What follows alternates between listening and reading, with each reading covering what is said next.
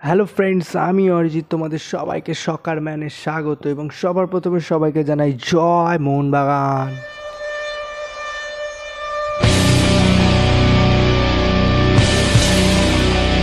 বেশি কিছু নয়, অল্প কিছু জিনিস নিয়ে আলোচনা করার জন্য এই ভিডিওটা বানানো, তাই চলো শুরু করা যাক। সবার প্রথমে আমাদের আজকে কলকাতা লিগের যে ম্যাচটা ছিল সেটা কিন্তু ব্যাড ওয়েদারের জন্য আজকে আমাদের ক্যান্সেল হয়ে গেছে, তাই কিছু বলার নেই। সকল মোহনবাগানের কাছে হয়তো কিছু খারাপ লাগছে যে আমাদের সবার প্রিয় মোহনবাগান ক্লাবের একটা খেলা আমরা সবাই মিস করে গেলাম। কিছু করার নেই ভাই, ব্যাড ওয়েদার হতেই পারে এটা। কিন্তু এআইএফএ জানিয়ে দিয়েছে এই ডেটটা, যে খেলা আজকে যে খেলাটা ছিল সেটা কবে হবে সেটা কিন্তু এআইএফএ জানিয়ে দেবে, হয়তো সেটা নেক্সট উইক হতে পারে। এরপরে চলে আসছি গ্রেগ স্টুয়ার্ট এবং রডরিগেজের ব্যাপারে।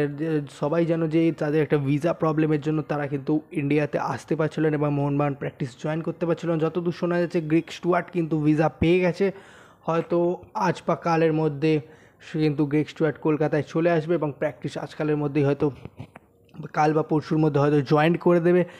আর রডরিগেজের ব্যাপারটাও একই সেম জায়গায় দাঁড়িয়ে আমরা শুনতে পাচ্ছি যে তারও কিন্তু ভিসা মিটে গেছে প্রবলেম, তে এবার ভিসাটা কি হাতে পেয়েছে সেটা কি নিয়ে একটা বড় কোশ্চেন। জানি না, এখনও হয়তো নেক্সট উইক হয়ে যেতে পারে। রডরিগেজের ব্যাপারটা এখনও শিওর নেই, তবে দেখা যাক। আশা করছি দু তিন দিনের মধ্যে কিন্তু রডরিগেজও কলকাতায় চলে আসবে এবং মোহনবাগান প্র্যাকটিস জয়েন করবে। আমরা সবাই মাঠে দেখতে পাবো আবার রডরিগেজকে। সবাই মিলে আবারও চাই সেই চ্যাম্প হবে, সেটাই আবার দমদম কাঁপবে, এটা আবার চাই। গ্রেগ স্টুয়ার্টও আসছে, দেখা যাক কী হয়। এরপরে চলে এসেছি দিমির ব্যাপারে। দিমিকে তো সবাই জেনেই গেছো যে তার একটা পারিবারিক অনুষ্ঠানের জন্য সে কিন্তু কলকাতায় আসতে পারেনি এবং মোহনবাগান প্র্যাকটিস জয়েন করতে পারেনি। তারও কিন্তু 29 তারিখ থেকেই জয়েন করার কথা ছিল, সে কিন্তু সেই কারণের জন্য আসতে পারেনি।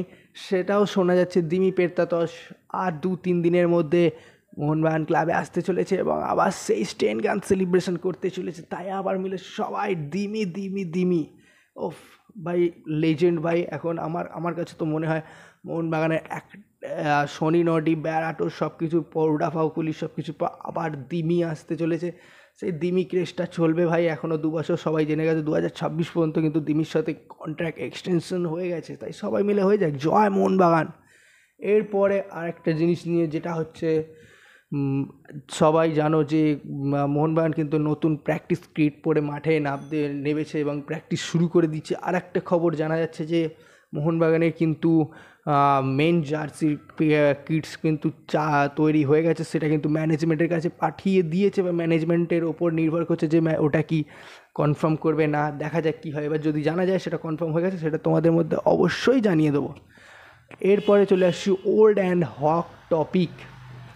আনোয়ার আলী সাগাকে আজকে 4টে থেকে তোমার হচ্ছে ডিসকাশন শুরু হয়ে গেছে কি প্রবলেমটা সলভ হওয়ার জন্য। দেখা যাবে পিএসসি কী মুভ করে, বা এত দূর শোনা যাচ্ছে যে আজকে সেটা কিন্তু সমাপ্তি না হতে পারে, দ্য এন্ড নাও হতে পারে, এটা হয়তো নেক্সট ডেটেও যেতে পারে। আজকে একটা প্রাথমিক একটা কিছু বলতে চলেছে, এইটা নিয়ে প্রাথমিক যেটা বলতে চলেছে সেটা নিয়ে যদি দুই পক্ষ মিটিয়ে নেয় তাহলে খুব ভালো হয়।